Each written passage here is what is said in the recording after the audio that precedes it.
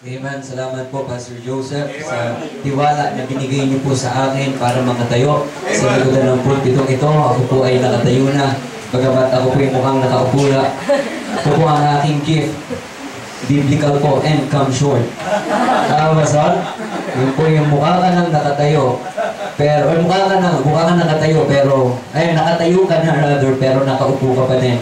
Bihira po yan. Pati ang gift sa amin, Pastor, hindi namin kailangan yung muko. Alright. Di ba? Alam ko pag-uusapan natin kanina yung osteoporosis, Pastor. Yung habang natanda yung naliit. Ako, hindi ko na po yung tatanasin eh. Kasi hindi ko na po dinanas lumaki eh. But amen, if you have your Bible, please open in the book of Proverbs. Pastor, same text po tayo. Proverbs chapter 22, verse 28. Sabi ko po, ang salita po ng Diyos, inausap ko po si Brother Ryan kanina, sabi ko, ang salita ng Diyos ay tunay na mayaman. Kasi same text, pero different preaching. Pinakil ni Pastor kanina, ni Pastor Baldovino, ang patungkol sa what are the landmarks that should not be removed. This afternoon, I will be tackling why we should not remove the landmarks. Amen. If you have your Bible, please stop open with me and let us all stand the place as we read Proverbs chapter 22, verse 28. Basahin ko po. Tundan niyo po kasi inyong mga nagagandahang mga mata. Remove not the ancient landmark. It is not landmarks, but landmark.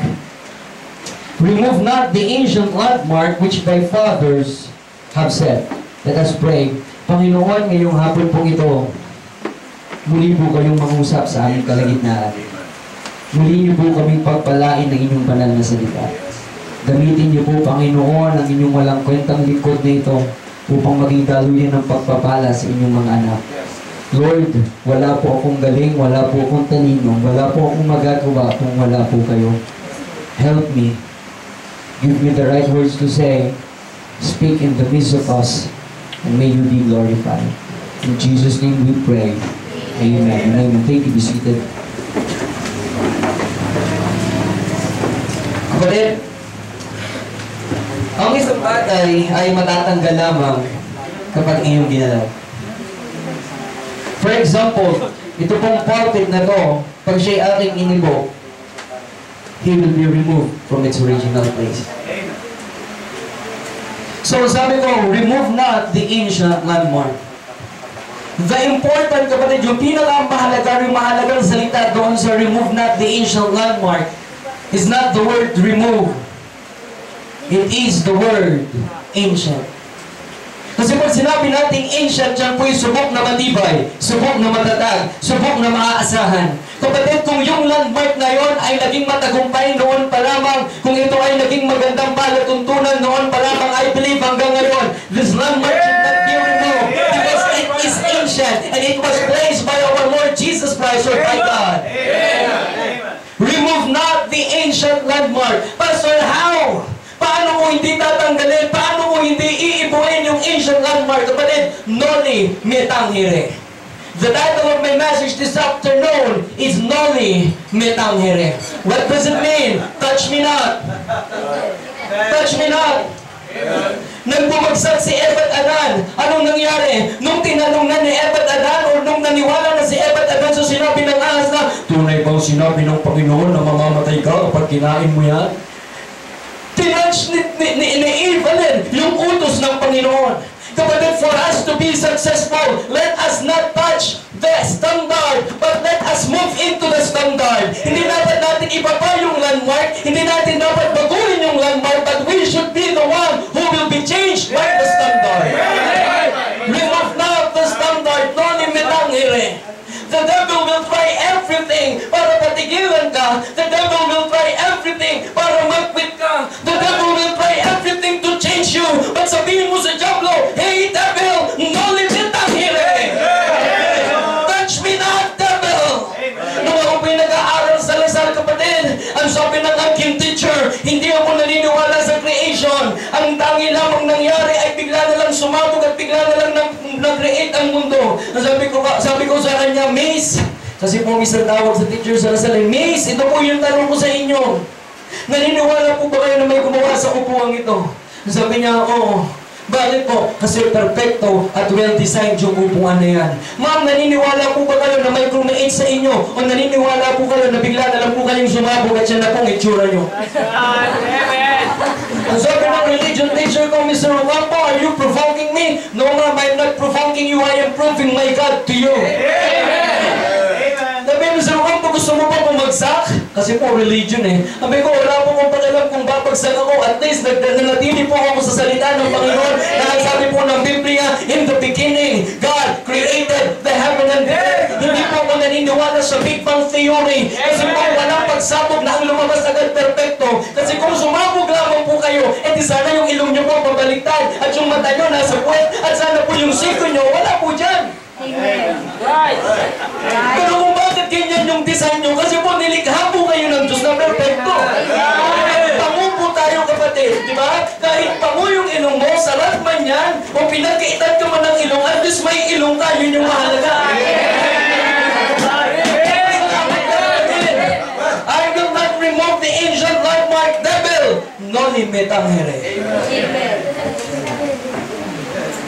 Why should I not remove the ancient landmark? Amen.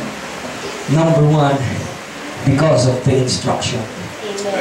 Proverbs 22 verse 28, hindi po ito kapatid, hindi lang po ito isang statement na nagsasabi or informative statement, but ito pong Proverbs chapter 22 verse 28, ito po isang utos na kung saan sinabi, remove not the ancient landmark. Because of the instruction. Pag sinabi po natin because of the instruction, ang makikita po natin dyan kapatid, it's separation. Remove not the ancient landmark. Kung makikita po natin, makikita rin natin yan in the book of 2 Timothy chapter 3 verse 14, kung saan sinabi, but continue thou in the things which thou hast learned. Kapatid, may mga iba't ibang bagay na isasaksak sa isipan mo ang kaaway na Diablo ngayon. Makikita natin sa television na kung saan high school student pa lang kapatid, nag-girlfriend na, nag-boyfriend na, pero kapatid, kung ano yung natutunan natin sa salita ng Diyos, that in everything there is a season and a time to every purpose. Hey, no limit because of the instruction, continue thou in the things which thou hast learned. Kung natutunan natin na ang pagiging tapat sa Panginoon ay mabuting bagay, then let us continue thou in the things which thou hast learned. Kapatid, kung nakita natin na maganda si isang lalaki na may maikling buhok, then continue thou on the things which thou hast learned. Kung nakita natin at nabasa natin sa salita ng Diyos na ang babae ay dapat magsuot ng pandamit na pambabae at ang lalaki ay may suot ng dapat damit na panlalaki, then let us continue thou on the things which thou hast learned. Because of the instruction. And sabi po in the book of Proverbs chapter 4 verse 13, open your Bible with me please in the book of Proverbs chapter 4 verse 13. Ang sabi po ng banal na salita ng Panginoon na ito, take fast hold of instruction. Let her not go.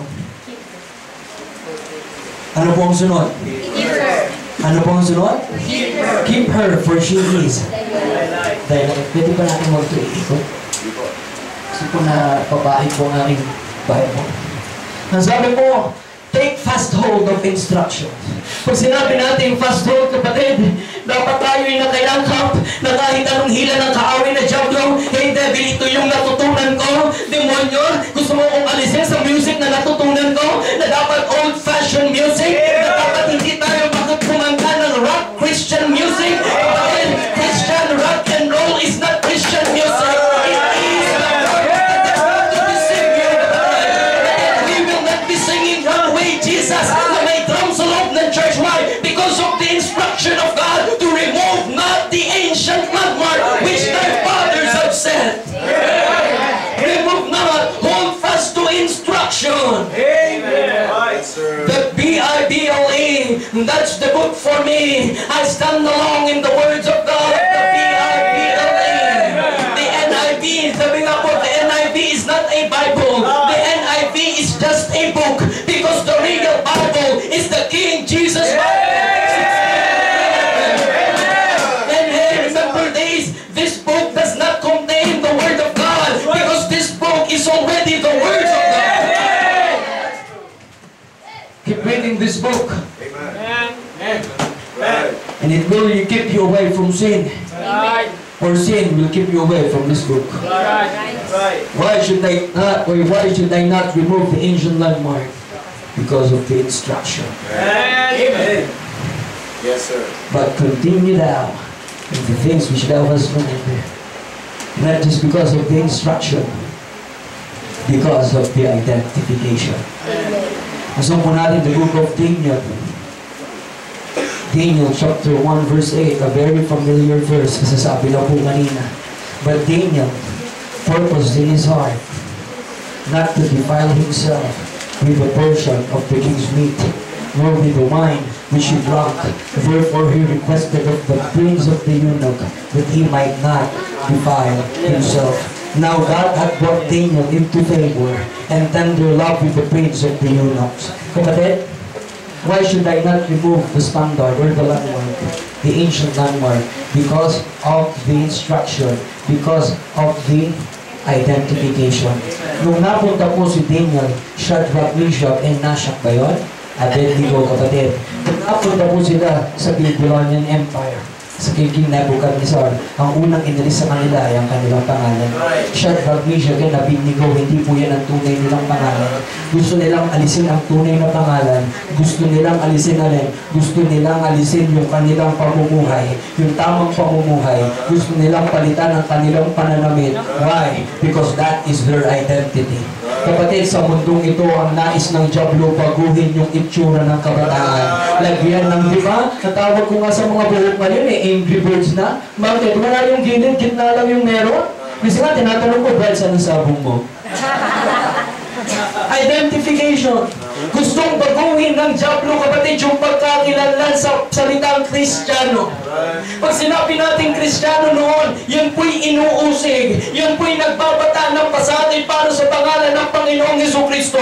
Pero nakakalungkot, ang Kristiyano ngayon o ang Kristyanismo ngayon ay pababaw na ng pababaw. Konting ulan lang, hindi na atin sa church. Konting problema lang, hihinto na. Kapatid, the devil is taking away our identity and sabihin natin, hey, devil, no limit ang ire! Touch me not! Remove not the ancient landmark, kapatid! Kung nakagisna, sabi ko, Dad, nakita ko yung buhok mo ay maikli, nakita ko yung buhok mo, bababa, ang itsura mo ay mukhang ang lalaki, kailanman hindi po ako magiging kamukha ni Justin Bieber, o kahit gwapo man yan sino ba si Daniel Padilla na yan, hindi ko yung gagayanin, bakit kasi siya ay kamukha ko? Ayos. Kapatid, dapat ang sanlibutan ang gumagaya sa atin, hindi dapat ang gumagaya sa kanila.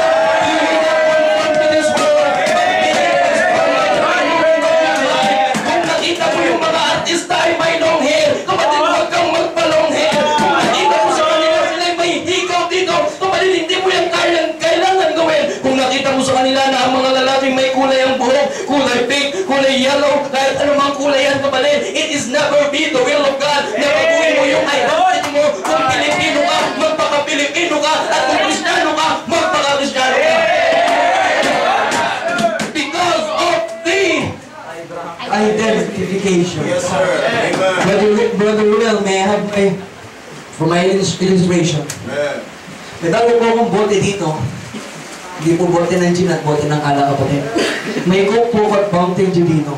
Ang kanila pong generic name ay soft drinks. Pero sa try sa soft drinks, sama ko.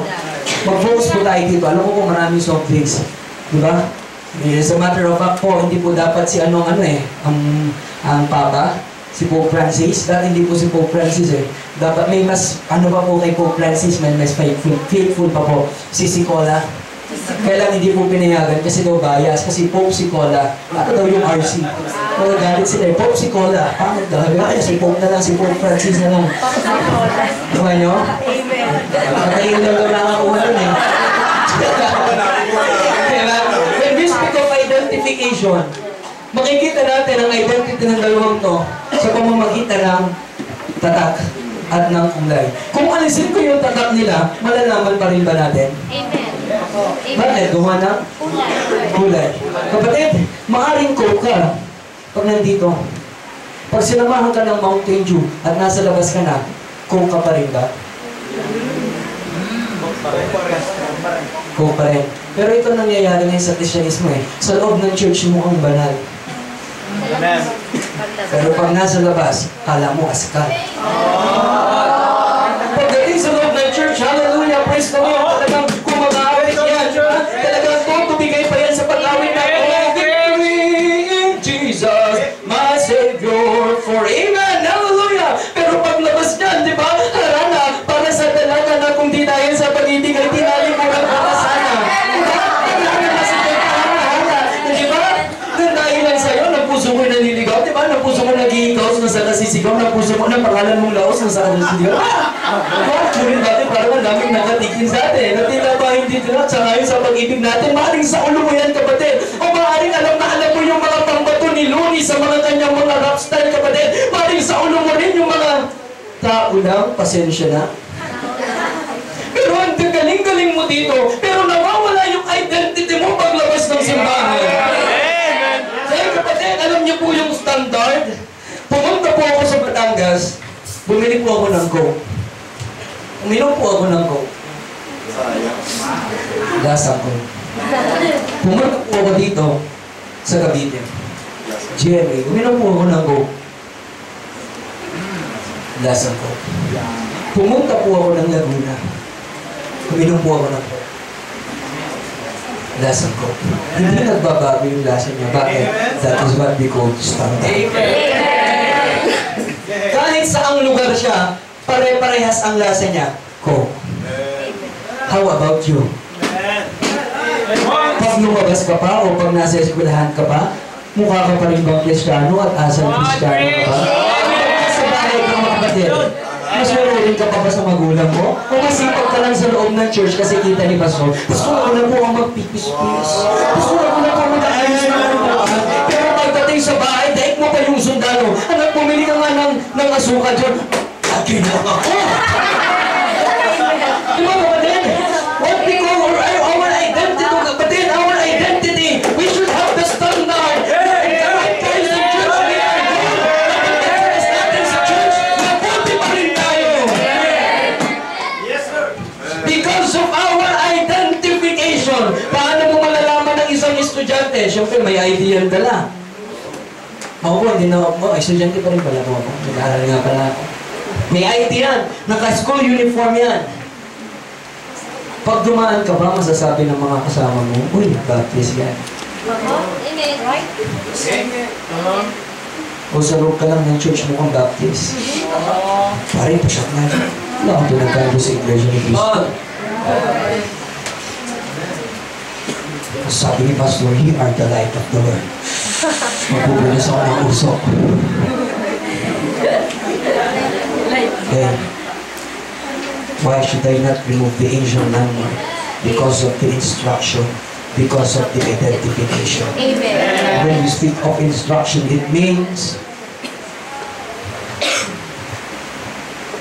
separation, and when we speak of identification, it means standard. The world will not identify us by the words that we say, but they will identify us by the things that we do. When the world is sitting down, we should be standing. Amen. When the world is standing, we should be standing out. When the world is standing out, we should be outstanding. And when the world is outstanding, we should be the standard. Because we have the identification. Amen. Sa buhok mo ba makikita na agad? Save yan. Walang buhok. Arabuhok. Malapit na yan, Calvary Baptist Church. Kapatid.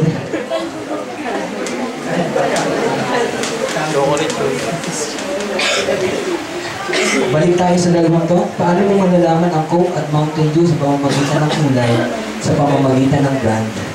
If we are branded by Jesus Christ, nakakalata ka. O ang galing mo magtago. Bago kumain, kailangan mo ba bang ibagsak yung kutsara at sa ilalim ng lamesa manalangin?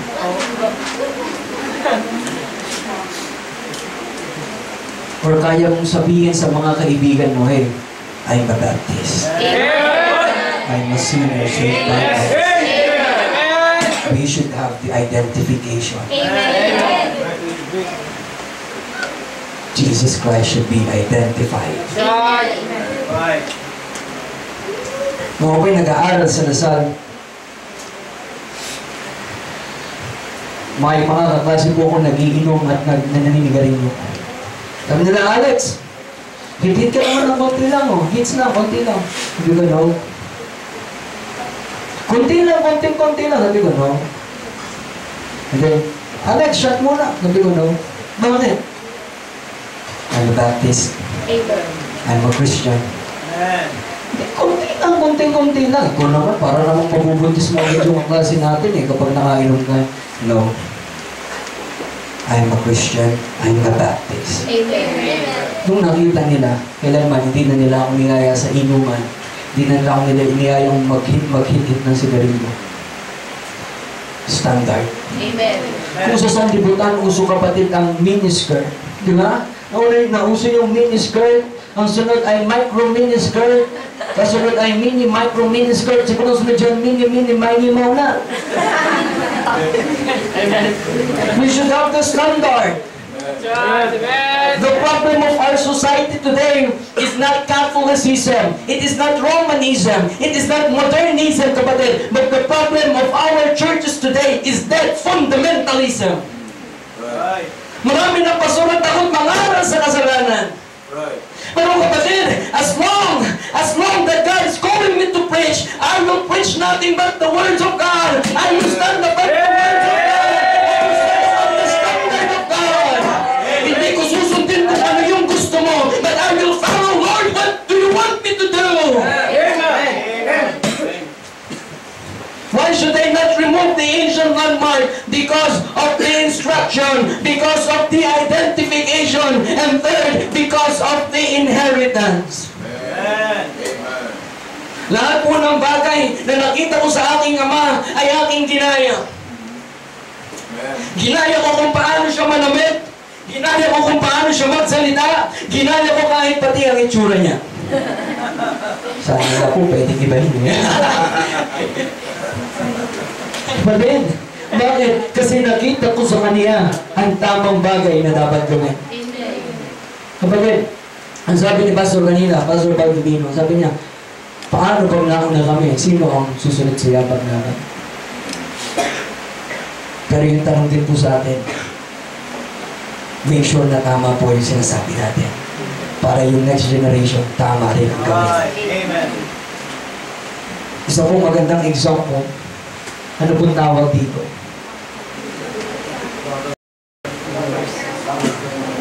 Anong tawag po dun sa nasa loob? Tulik. Kung sinabi ko sa iyo, kunwari, ikaw ay bata, Minet. Ang pangalan mo? Minet. Kunwari, ikaw ay bata. Minet, ang tawag dito ay ihe. Anong tawag dito? Ihe. So, ibig sabihin, habang lumalaki siya, may ihi po kayo, nauuhaw na po kasi ako. Pagkatawanan siya ng mga tao, bakit? Kasi mali yung tinuro sa kanya. At ipapasa niya yan sa magiging anak niya na ang tawag nila dito ay ihe. Kapatid, kung ngayon, hindi tayo maninindigan at hindi natin ipaglalaban yung standard ng Diyos, don't expect na may mananatiling tama sa next generation. Right. Bravo. Amen. Tanda ko si Gideon, kung saan sinabi ni Gideon sa kanyang anak, patayin mo si Sanballat and Zoar muna. Pero nakakalungkot ang sabi doon ng Biblia, but Jephthah drew not his sword because he was just a youth. Hindi niya pinatay yung kalaban, yung taong pumatay sa kanyang pamilya. Bakit? Inisip niya na bata lang siya. Pero kapatid, let me tell you this, kung ikaw ay bata pa ngayon, kaya ang gamitin ng Panginoon to live a march sa mundong ito, to live a difference or to make a difference, and that others may see the standard of God. The youth of today is not the youth of today is not the church of tomorrow, but the youth of today, we are the leaders of tomorrow. At yung mga nakikita natin ginagawa ng ating mga pastor, gamitin po natin yan, gawin natin yan, at kailangan natin mag-preserve hanggang sa susunod na generasyon. Let's pass the torch! Let's pass the torch! Don't change the torch! Kung pinasa ko sa iyo ay E63, dapat makarating yan sa likod, hindi iPhone. dapat E63 pa din. Kapatid, kung ang pinasa namin sa inyo ay the words of God, KJV, sana hanggang pawian kayo ng buhay, hanggang dumating ang Panginoon. Pamamalita pa rin na tayo that we are sticking together in the word King James Bibles. Because of the inheritance. Amen. Amen. At the age of 10, ako po'y nagsuko ng buhay. Ang sabi ko, Dad, ako po'y nakaupo sa bonfire habang yung iba pong mga campers ay naghahagis ng kahoy and surrendering their lives to God. Sabi ko, Dad, parang gusto ko magsuko ng buhay. Gusto kong lumapit sa apoy, kumuha ng kagat, ihatis ko po doon. At sabihin ko, nais ko magsuko ng buhay. Sabi ni Daddy, anak, bumalik ka sa kinauupuan mo. Bumalik po ko sa kinauupuan ko. After 15 minutes, sabi ko, bumalik po ulit ako kay Daddy. Sabi ko, Dad, hindi ko po kaya. Gusto ko magsuko ng buhay. Gusto kong gagamit sa Panginoon. Sabi ni Daddy, anak, bumalik ka sa kinauupuan mo. Di ba, pinuto ako ng tatay ko Bumalik po ako sa kinauupuan ko. After 20 minutes, sabi ko, hindi ko na kaya. Mabalik ako sa tatay ko. Sabihin ko, Pa, whether you like it or not, I will serve the living God. Pumunta ako sa aking ama. Sabi ko, Pa, hindi ko na po kaya. Sa ayaw niyo man po sa gusto, maglilingkod po ako sa Panginoon. Kukuha po ako ng kahoy, and I will surrender my life to God. At si Daddy, siya po'y umiyak. At ang sabi niya, anak, God is calling you right now. Go surrender your life. At the age of 10, kinuha mo yung kahoy. At ang sabi ko, I want to be like my dad. Bakit gusto kong maging kagaya ng aking ama? Kasi nakita ko sa aking ama ang paninindigan bilang Kristiyano, ang paglakad ng tapat bilang mananampalataya, at ang paglilingkod sa Diyos ng buong katapatan. Kahit nung bata pa po ako, nakita ko yung kahirapan sa ministry. Mula umaga, tanghali, hanggang gabi, saging po ang ulam namin. Kaya ang kanta ko lagi, saging, saging, saging in the morning, saging in the noontime, saging, saging, saging till the days goes down. Lagi na lang saging. Sabi ko, kuya, wala na ba tayong ibang ulam? At Jamie, ay ano dito, may toyo. O sige, pagsala sa saging, magtotoyo po kami. Dalawa lagi ang menu sa bahay. Live it or take it. Ang sabi ko sa sarili ko, hindi ako magpapastor. Hindi ko isusuko ang buhay ko. Pero nung nakita ko sa aking ama, ay napakagandang halimbawa. Ang sabi ko na lang sa sarili ko, I just want to be like my dad. Panginoon, kung tinatawag niyo po ako, give me the double or triple portion of the spirit of my dad. Grabe po ang hirap. Wala po kaming pagkain. Pupunta kami sa kapitbahay. Pagsasara na yung kantin. Sabihin ko, ano po yung kulay pula? 10 years old. Sabi niya, tawag dyan, spaghetti. Ano pong lasa na?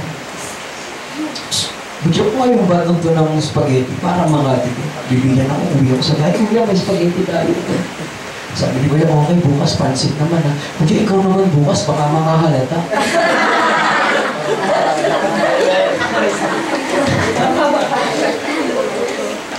Pero nung nakita ko, kapatid, yung pagkilos ng Diyos, Lord, I have decided to follow Jesus. And as long, Panginoon, nabuhay po ako, I will not remove the ancient landmark. Amen. Nor the here. Amen. How about you? But every time na gumagawa tayo ng mali, God is crying. God is hurting. Pero nakakalungkot, we don't care. Lagi na natin iniisip, ano kaya ang mangyayari sa akin? Pero natanong mo na ba, paano na nung nararamdaman mo? But then, remove not the ancient landmark. The landmark of music. The landmark of dress. Yung buhok natin, magmukha tayong lalaki, mga lalaki. Alam niyo ba yung hairline? Pag lumampas na yan sa tenga, malago na yan. Dapat nang pagupitan niya. Magmukha tayong lalaki. Be a man. Amen. Bakit? Gagayanin tayo ng sunod na henerasyon. How old are you? 11. How about you? 10 years old. Kung ano ang ginagawa natin, yun ang gagayanin nila. Kung sa panahon ngayon, ang makikita nila ay maling halimbawa, gagawin nila sa panahon nila. And we cannot blame them. Bakit? Kasi tayo mismo, mali ang ginawa. Why I should not remove the ancient landmark? Because of the instruction, because of the identification, and because of the inheritance. Naalala ko si Nabot kung saan nais bilhin yung kanyang vineyard. Pero ang sabi ni Nabot, "Hey King, this is not for sale kasi naman ako pa to sa forefathers mo." Kapatid, the devil will try everything para alisin yung mga bagay na natutunan mo mula sa pastor mo. Pero sabihin natin, "Hey devil, I'm not for sale. Naman ako pa to sa pastor ko. I will not change my standard. I will not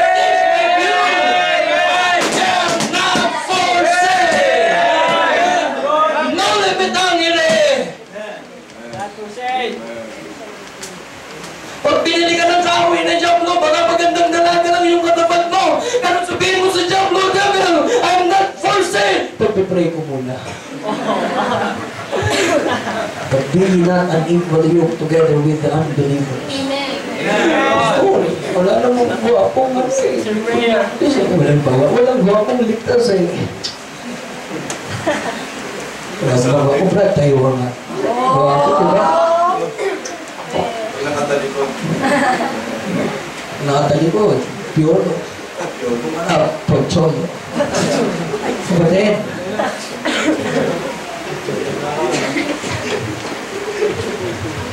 Sabihin nyo nga, no, yung camera.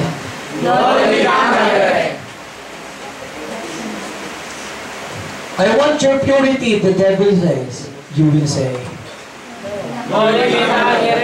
I want to change your Bible. What will you say? I want to change the way you dress. What will you say? I want to change your music. What will you say? The devil wants to change the way we worship. What will you say? Let us say to the devil, "Hey devil, noli me tanghire." Every head bow, every eyes closed. Pastor Joseph, please come.